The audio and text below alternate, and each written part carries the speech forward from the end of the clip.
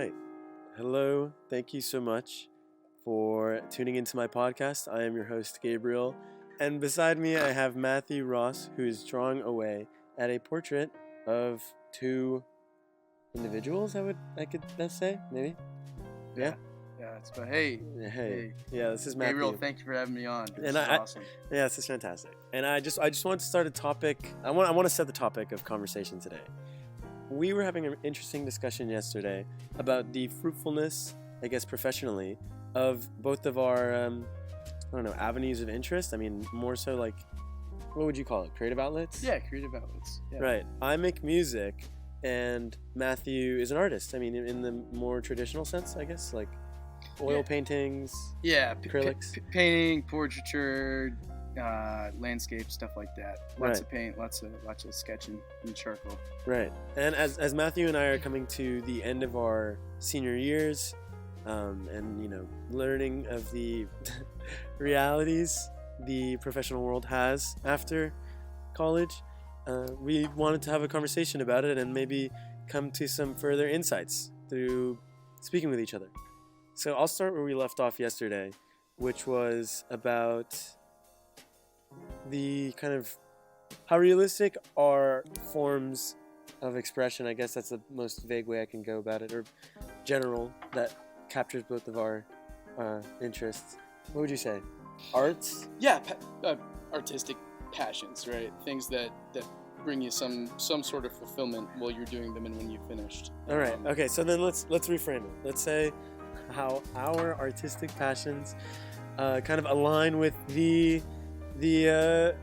expectations maybe of ourselves, of UC Santa Barbara students, of we're both moving to Los Angeles, so also how that applies to Los Angeles and the city, where we fit. Yeah. So I think one of the things we were talking about yesterday, that is really tough for somebody who makes something artistic, right, is when if you want to take that passion, right, that hobby, whatever you want to call it, and turn it into your primary source of income. Right.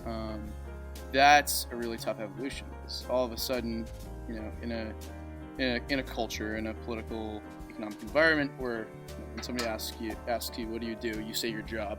Mm-hmm. All of a sudden the output of your artistic endeavors it number one defines you, and it also, in a more practical way, it defines your ability to provide for yourself and whoever else you might be providing for. Right. Which is tough, because it turns something that could be inspired, free-flowing, into something that you necessarily have to do in order to sustain yourself. Right. So, we actually talked a little bit more about the differences between like the where something like writing for me used to come from a very qualitative standpoint. Like I used to really pay attention to the actual quality of what I was doing, and also where it came from. Where now it seems like a lot of what I do writing-wise is more for the sake of an audience, and which is it always kind of had been, but in a way that I guess is more out of survival, or more what I can keep up for months and months and years. Where I didn't really think of the longevity of my writings before, because it was for fun, and it was what helped me, get some release and feel good. Is that the same for you in your art? I mean, did it start at a release? Yeah, I think it did. I mean, for me, I didn't really start taking art seriously until the pandemic. Like a lot of other folks, kind of had time to find some of their passions, and it's one of those things that's certainly drawn me away from traditional interests, that being schoolwork. I'm a political science major, so beginning that process and finding something that you truly, truly love doing, and you love the process of doing, even if it doesn't come out the way that you want it to, that's a great feeling, to begin to realize that that could be something that you could do going forward. But it's also a scary one. Once you find something that you love doing, it's hard to put that down in place of something that's as some would define it, more practical, right? It's a risk too, because especially with the arts, there are all sorts of fields of arts management. You can work in a gallery, you can work in a museum. You can be a sound engineer for music. You can argue that those are forms of art too, but being an individual who is a creator of that art is a high risk, high reward place you put yourself endeavor. in. Yeah, Definitely. So, I mean, for me, I always think of the most practical version of writing being some kind of journalistic writing, something for like editorial work, or in some ways like, maybe having a style of my own, but at the end of the day trying to tell a story as most objective as I could. Where journalistic writing actually, it separates itself from what I'm used to in some ways, and also embraces a lot of what I'm used to in other ways. Like storytelling is one of my favorite ways of writing, of getting some satisfaction. Hold on. Big old plane. This little story right here, you can tell that we're just recording this. Yeah, there you go. Yeah. Excuse the Santa Barbara airport that's just right by us. But like I was saying, for the sake of I don't know, journalistic writing, I love it, and it's sometimes really fun. To get a story is a great feeling, and to tell a story to people that normally wouldn't hear it, or tell the story of people that normally aren't heard, is a really good feeling.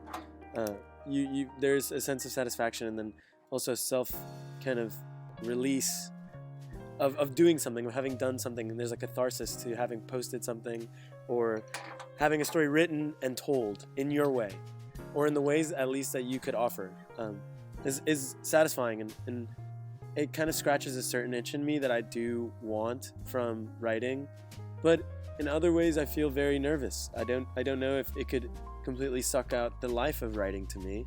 Do you feel like if you had to do portraiture every day, to apply back to you, portraiture or landscapes or something like that, let's say not for a month, but maybe a year, 2 years, 4 years? Yeah, I mean, how does that go for you? I think like every artist who's well known has different eras and periods of things that they work on, right? And so, that's kind of the end result of the high reward part of if you're a professional painter and you make it really big, you have a lot of wiggle room to explore and redefine your style, and what makes Andy Warhol, what makes Picasso. All those things change over time, but you don't really have that same degree of lateral motion. I think sometimes when you're an artist who has enough of an audience to sustain themselves, but isn't a household name, and so I think the idea of doing technically proficient portraiture in the same way over and over again for 50 years is kind of daunting and somewhat defeating. But at the same time, art is a space where you can constantly redefine what competent is, or what is desired. Those things change over time. So art changes with culture and society, and those things really never stay the same. So whether it's music, whether it's writing, whether it's theater, whether it's film, television, or visual arts, there's always change happening, and that's what makes art great. Accounting doesn't change that much. Okay, you're saying. I get what you're saying. Accounting's cool too. I mean, artists need accountants. Well, here's the thing, and I've always thought this about writing, is that I have two avenues. One that is a little more, spacious and kind of open to interpretations and, feelings of the day, if you want to really get to it like that, And then there's the other, who is set in stone. There's writers that are just good writers based on certain rules, and other times based on new insights that they come to from themselves. And in this class that I'm you're making this podcast for, we'd spoken about how some people are just God-given talents. There's freaks of nature that have just come about to writing in certain ways, like let's say Shakespeare or something. They have just been made in a way where their writing is unbelievably transcendent, right? I mean, it's timeless, and on top of that, it opens new boundaries for what good writing is, you know? And then there's just journalistic writing, that I kind of consider that in the same vein of like, oh, this is what good writing is what good writing isn't.